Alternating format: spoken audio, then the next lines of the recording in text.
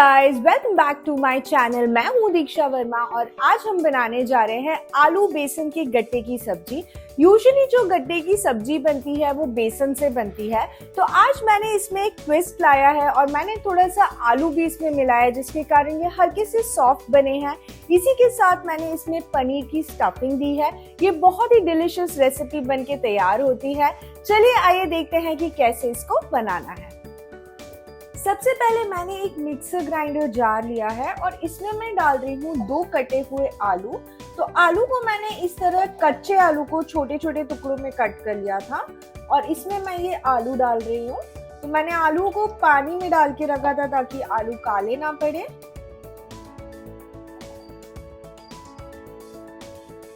इसमें जाएगा आधा इंच अदरक, 1 हरी मिर्च, 2 लहसुन की कलियां। मैंने यहाँ पे बड़ी कली ली है, अगर आपके पास छोटी है तो आप 3 से 4 ऐड कर दीजिए। अब हम इसको पीस के इसका एक पेस्ट बना लेंगे।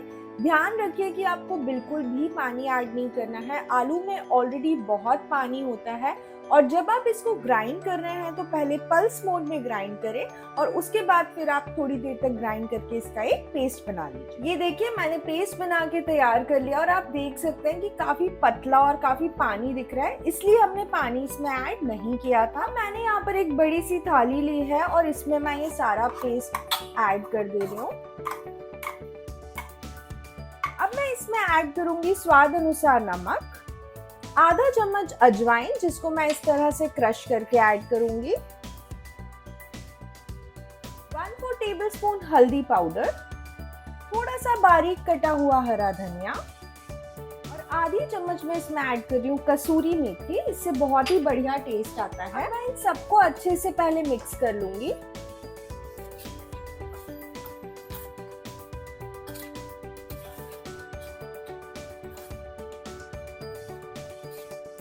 अब मैं इसमें धीरे धीरे ऐड करूंगी बेसन। तो पहले मैं 2 चम्मच बेसन ऐड कर रही हूँ और इसको आपको आपके हाथों से अच्छे से मिला लेना है। आप देखेंगे कि इसका पेस्ट ही बनता जा रहा है, तो हम धीरे धीरे करके बेसन ऐड करेंगे जब तक इसका एक अच्छा सा डो बनके तैयार नहीं हो जाता।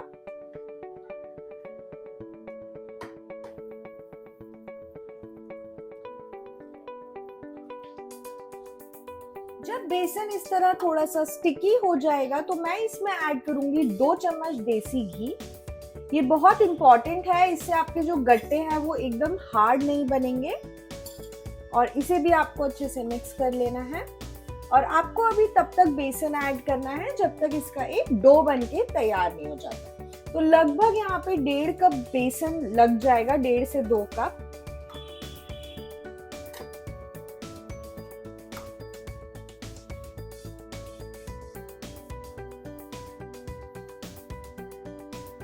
ये देखिए फाइनली जो डो है वो इकट्ठा हो गया है। आपको बस डो थोड़ा सा नीड करने में मेहनत लग सकती है क्योंकि ये हाथ पे चिपकता बहुत है, तो मैंने अभी तो हाथ क्लीन कर लिए हैं। और अब मैं इस डो को रेस्ट दूंगी 10 मिनट्स के लिए। जब तक डो रेस्ट हो रहा है हम थोड़ी ग्रेवी की प्रिपरेशन करेंगे। सबसे पहले हम एक दही का थोड़ा सा बैटर बना लेते हैं। तो मैंने यहाँ पर 3 चम्मच दही लिया है। इसमें मैं डाल रही हूँ 1 चम्मच गरम मसाला, 1 चम्मच कसूरी मेथी और इसको हम अच्छे से मिक्स कर लेंगे।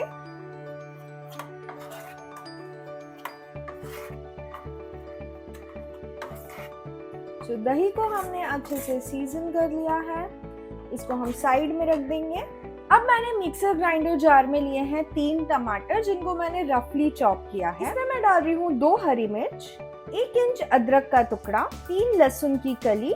इसको हमें पीस कर इसका एक फाइन प्योरे बना लेनी है। ये देखिए प्योरे बना के मैंने रेडी कर ली है। मैंने एक चकला लिया है और इस पे मैं लगा रही हूँ थोड़ा सा तेल। तेल लगाना बहुत जरूरी है और इसको मैं अच्छे से स्प्रेड कर दूंगी। और जो हमारा डो है वो भी रेडी है और इसको मैं एक बार हल्का सा मैश कर लूंगी अच्छे से।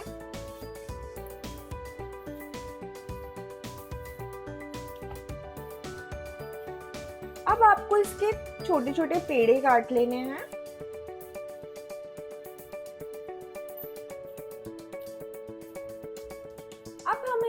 रोटी बनानी है, जितनी पतली आप बना सकते हैं उतना पतला आपको इसे बेल लेना है।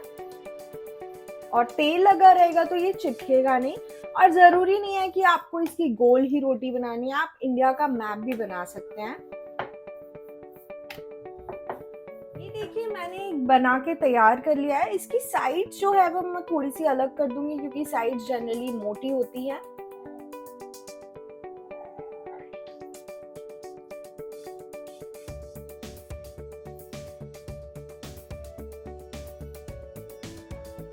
और अब मैं इसे लगभग आधा आधा इंच के जो गैप है उसमें कट कर लूंगी।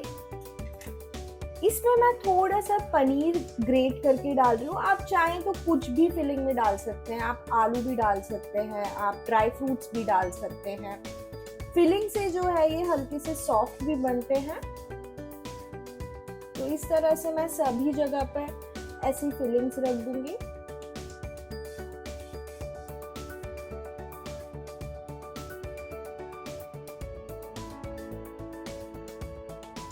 और अब आपको इसे एक तरह से रोल करना चालू करना है। तो बिल्कुल पतला पतला आपको रोल करना है।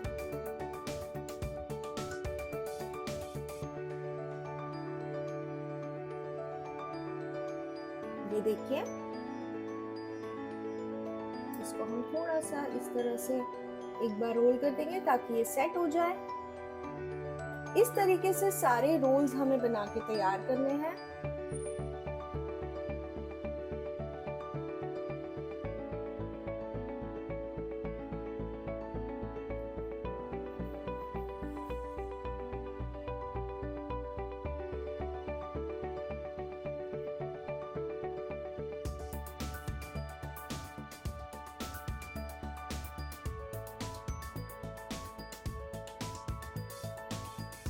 ये बहुत ही इजी है बनाना, इसमें बिल्कुल भी मेहनत नहीं लगती। और ये देखिए ऐसे छोटे छोटे रोल्स आपको बना के तैयार। ये देखिए मैंने सारे गट्टे अच्छे से बना के तैयार कर लिए हैं। अब हम इनको स्टीम करेंगे। यहाँ पर मैंने एक स्टीमर तैयार कर लिया है और इसमें मैं एक एक करके ये जो हमारे गट्टे हमने बनाए हैं मैं इस तरीके से रख दूंगी। जितने भी मैक्सिमम आ सकते हैं आप सारे रख दीजिए। और इसको अब हम ढककर स्टीम होने देंगे लगभग 10 मिनट के लिए। तब तक हम ग्रेवी बना लेते हैं। अब मैंने यहाँ पर एक कढ़ाई को गर्म होने रखा है। इसमें मैं डाल रही हूँ 3 चम्मच सरसों का तेल। मैं ये सब्जी सरसों के तेल में बना रही हूँ, आप नॉर्मल रिफाइंड ऑयल में भी बना सकते हैं। तेल को हमें अच्छे से गर्म कर लेना है। इसके बाद मैं इसमें डाल रही हूँ आधी चम्मच हींग, 1 चम्मच जीरा, आधी चम्मच सौंफ और मैं इसमें ऐड कर रही हूँ 2 प्याज जिसको मैंने एकदम बारीक कट कर लिया है। प्याज को हम थोड़ा सा सॉफ्ट होने तक पका लेंगे।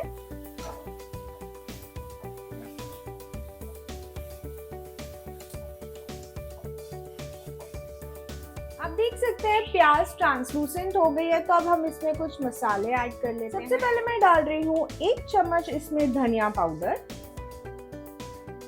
1 चम्मच कश्मीरी लाल मिर्च पाउडर, आधा चम्मच हल्दी पाउडर और आधा चम्मच इसमें मैं डाल रही हूँ जीरा पाउडर। इन्हें हम अच्छे से मिक्स कर लेंगे।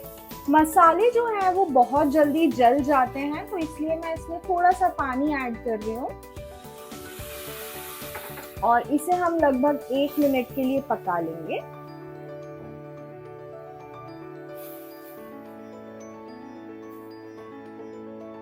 लगभग 1-2 मिनट मैंने मसालों को पका लिया है। अब मैं इसमें ऐड कर रही हूँ टोमेटो प्योरे जो हमने बना के रखी थी।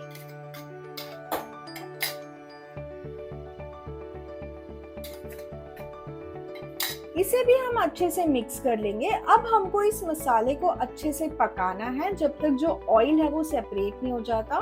तो लगभग 10 से 15 मिनट तक हमें इसे मीडियम फ्लेम पे पका लेना है।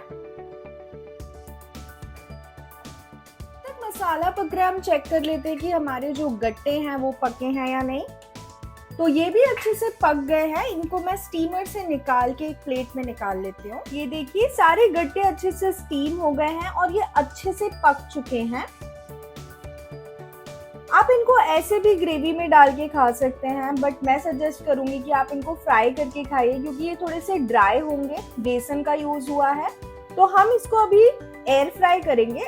आप अगर एयर फ्राई नहीं कर रहे हैं तो आप इनको डीप फ्राई कर लीजिए, इसके बाद ये खाने में बहुत ही टेस्टी लगेंगे। यहाँ पे मैंने एयर फ्रायर को प्री हीट करके रखा हुआ है। इसमें मैं नीचे थोड़ा सा ऑयल ब्रश कर रही हूँ।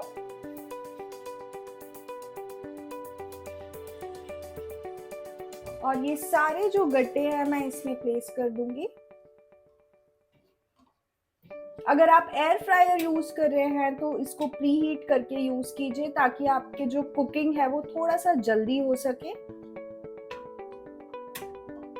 तो मैंने सारे ही गट्टे इसमें ऐड कर दिए हैं और हल्का सा ब्रश मैं इनके ऊपर कर रही हूँ ऑयल का।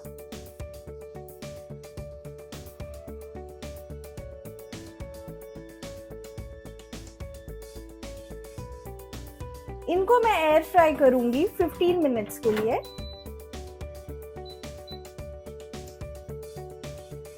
जब तक गट्टे फ्राई हो रहे हैं एक बार ग्रेवी चेक कर लेते हैं। तो ये देखिए टमाटर भी अच्छे से पक गए हैं।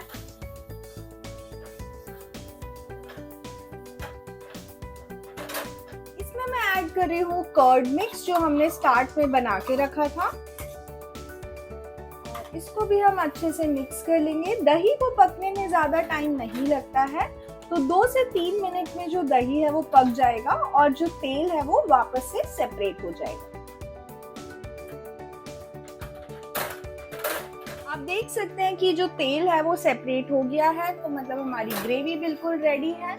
इसमें बस मैं पानी ऐड कर रही हूँ, तो लगभग आपको 2 कप पानी ऐड करना है।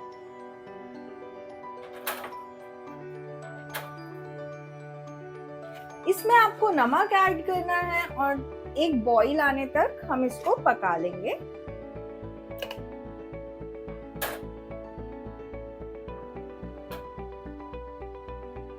आप देख सकते हैं ग्रेवी में एक बॉईल आ गया है, तो इस स्टेज पे मैं ग्रेवी जो है वो बंद कर दूंगी और हम वेट करेंगे कि जब तक हमारे गट्टे फ्राई हो जाते हैं। अप्रोक्सीमेटली 10 मिनट हो गए, एक बार चेक कर लेते हैं। और ये देखिए कि कितने बढ़िया तरीके से हमारे गट्टे एकदम फ्राई होके रेडी हो गए हैं। चलिए इनको एक प्लेट में निकाल लेते हैं। अब मैं ये जो गट्टे हैं ये ग्रेवी में डाल दूंगी और थोड़ी देर ग्रेवी के साथ भी हम गट्टों को पकाएंगे।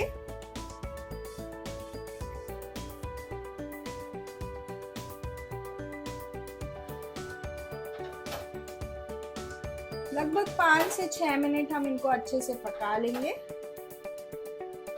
5 से 6 मिनट मैंने गट्टों को ग्रेवी के साथ पका लिया है। इसमें अब मैं डाल रही हूँ फ्रेश कोरिएंडर और हमारी गट्टे की सब्जी, आलू और बेसन के गट्टे की सब्जी बिल्कुल रेडी है। अगर आपको ये रेसिपी पसंद आई है तो प्लीज मेरे चैनल को लाइक, शेयर और सब्सक्राइब कीजिए। Thank you for watching. चलिए इसको सर्व कर लेते हैं।